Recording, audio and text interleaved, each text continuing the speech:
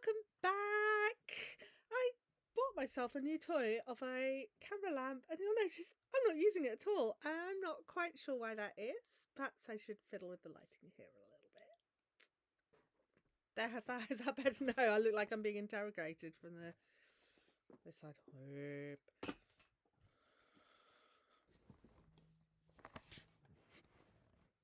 I'm not at all sure that's better. But never mind, we'll give it a go. Okay, so I'm here to you with my Trivial Pursuit wrap up from the end of December. I'll post that link down below. And I had one calendar book, which was this, To Cage a God, which I barely started. I'm about a tenth of the way through.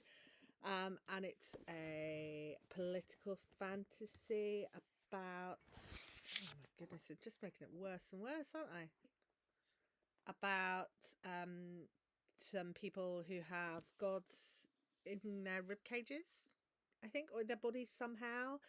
And the gods aren't necessarily happy about this, but I'm not really far in enough to see what I'm going on. And I did not use this for my Trivial Pursuit, and I have not finished it. But my February book, I'll show you at the end of the video, is a bit shorter, probably faster paced. Okay, so for my first prompt, I had a book from which there's been a film, and I chose The Colour Purple. Again, I've not finished it. I'm about halfway through. This is because it's really, really sad. Obviously, it's really good, but it's also really, really sad, and I'm having to pace myself with it.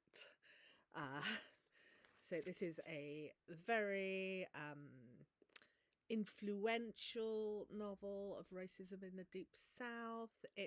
Look, if I read you the trigger warnings from Heavenly Tyrant, which I picked up at about the same time, and there's just they sound like the first page of this.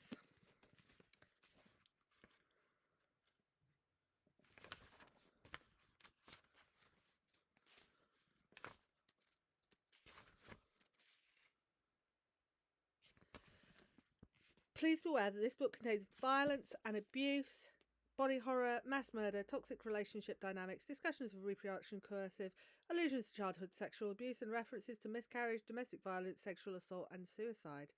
So they're not all in the first chapter, but pretty much that could be trigger warnings for this. And I love that we put the content notes in now. Thank you so much to authors who do that. That is brilliant. There's a lot. It's a short book, but it has a lot of content, and it's really sad and really brilliantly written. Obviously, that's deservedly a classic. My next prompt was weather words in the title, and I chose Hurricane Wars by Tia Gawanzon. And this is a romantasy about two people who have one's got comes from a family with light powers, and the other comes from a family with dark powers, and it's enemies to lovers. And it was really well done, and I really liked it, but I'm not sure that I want to carry on with the series necessarily, or I'm certainly not jumping into the next series, and I'm not sure I'd want to reread it. But it was really good. And I passed it on to someone else now. The next prompt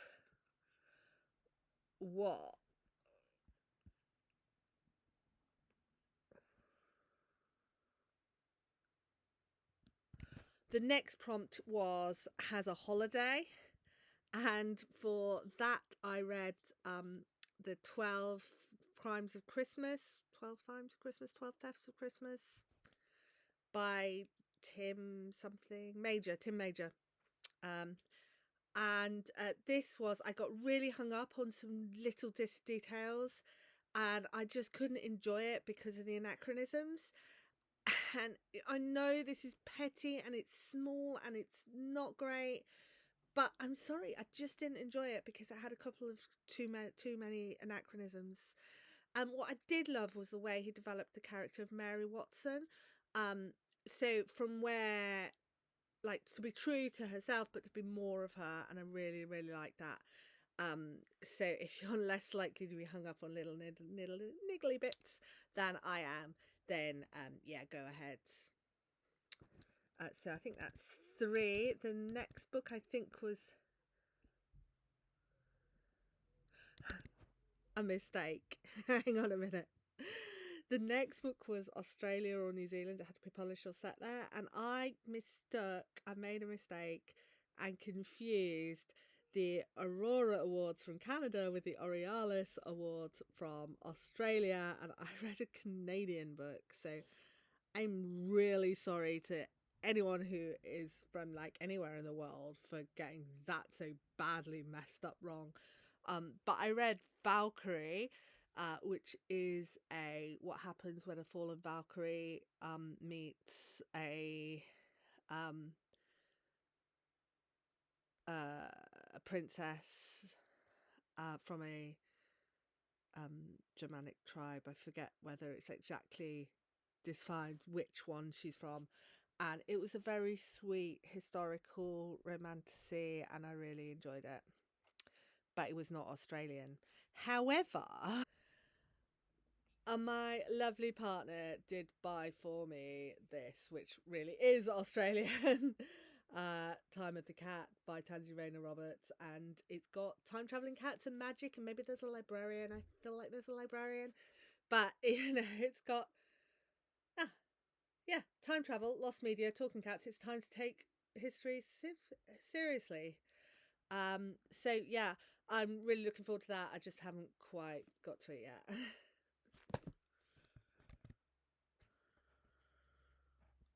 The next one was a book with politics in, and I read the book I said I was going to, and I put it back on the shelves. So, Ghostsmith by Nikki Palpetto, which I kind of don't remember where I put it, but it was really lovely, and it's Valkyries and bone magic and politics and all sorts of sexy goodness going on, and I really loved the ending of this duology. Really, really loved it, and if you like Valkyries and you like bone magic and you like women taking control of their own lives in a historical setting or a fantasy historical setting, then yeah, go for it. And my last book prompt was book that everyone's read, and I had Divine Rivals by Rebecca Ross. I have not read Divine Rivals by Rebecca Ross, but I did read Heavenly Tyrant by Jiren J. Zhao, which is the sequel to Iron Widow. It is sexy, violent, all the things. I read you the content note earlier for it. It's just wonderful. I really love it. It's a historical fantasy series set in China, and this lovely. She's based on the real life Emperor Wu Zetian, and she is saving her country from the aliens, which didn't happen in real history, but you know, aliens, white people, all the same. So yeah, so she is doing the best she can with the shitty hand she's been dealt, and here is the shitty hand she's been dealt. And he gets put in his place quite considerably several times, which is quite satisfying. And this is just a wonderful, wonderful book, and I love it so much, and I'm so glad to have read it. So that is my 7 books, because this one didn't become a Trivial Pursuit one. I actually stuck pretty closely to my original TBR, and yeah, I'm quite pleased with how I've read. I feel like I've done really well. And my calendar for February, I'll just Ian Rankin, The Black Book. It's a rebus mystery. I've never met a rebus before. It's probably from about the middle of the series. Most things are. And I just realised I hadn't actually read an Ian Rankin, and lots of people love him, and I thought I should give him a go at some point. So hopefully by the time I get to March, I'll have read both this and January's pick. But we'll see how it goes. And I will come to you next week with a wrap up of Randomathon. And I'm not doing a Trivia Pursuit this month because of Randomathon going for another week. And I will be back for I don't know what I'm doing in March. I've got to make some decisions, I guess. But I'll see you soon.